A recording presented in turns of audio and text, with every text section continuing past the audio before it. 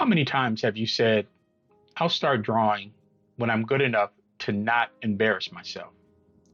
Or maybe you've opened a fresh sketchbook, drawn 2 pages, then quit because every line looked like it was drunk.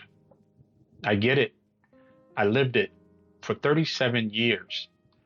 I started and stopped drawing, convincing myself I just wasn't cut out for it. But here's the truth. I'm not the kind of man who needs to be perfect. I'm the kind of man who shows up even when I suck. Hey, I'm Mike, the absolute beginner artist. And believe me when I say, my lines waver like they're unsure where they're going. My ellipses resemble lumpy spuds, and my straight lines, they've got more twists and turns than a backroad adventure. But I'm done quitting. I'm here every day, pen in hand, because this isn't just about learning how to draw. It's about becoming the kind of man who follows through, even when it's ugly. You see, your brain is like a muscle. It doesn't grow from reading about doing push-ups. It grows from straining, from failing, from shaking through those last reps. Drawing is the same. Every crooked line, every uneven circle, it's not proof that you're bad at drawing. It's proof that you showed up. Psychologists call this identity-based habits. You don't practice to be perfect. You practice to prove who you are. And today, you're proving I'm the kind of person who shows up even when it's messy. Most beginners quit because they expect day one art to look like year 10 art. But think about this. If you demanded a toddler to run a marathon on their first steps, you would call that cruel. Yet we do the same thing to ourselves as artists. We expect our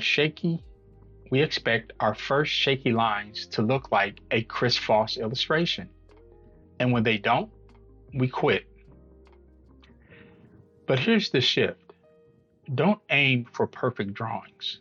Aim for imperfect consistency. Because perfect is a moving target, but consistency, that's a bullseye you can hit every single day. Now let me speak directly to you. Our culture trains us to hide weakness to avoid looking foolish. But here's the paradox. Real strength isn't avoiding failure. It's showing up when failure is guaranteed. Anyone can flex when they're good. But people earn their edge when they show up in the mud, in the mess, in the suck. That's where character is forged.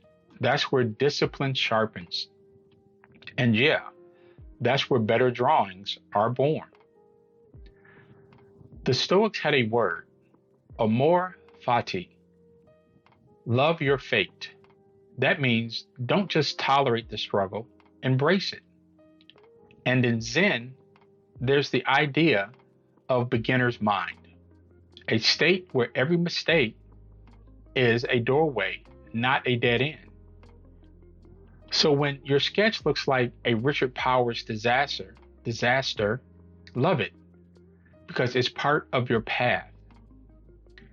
And keep your beginner's mind open, because the moment you suck is the exact moment you're learning. For me, this mindset changed everything. I used to quit after 2 or 3 months of practicing my drawings. My sketchbooks were graveyards of false starts.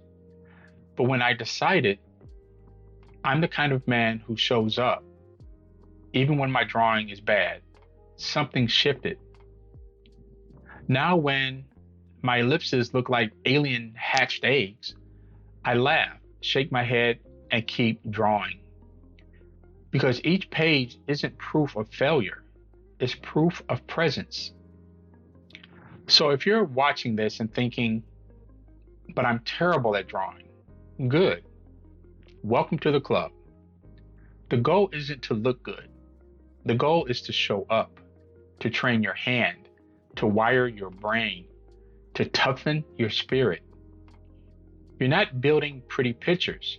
You're building resilience disguised as practice. And that is what the absolute beginner artist is all about. So pick up your pen, embrace the wobble, show up, even when your drawings look bad. Because one day you'll look back and realize it wasn't the art that changed you.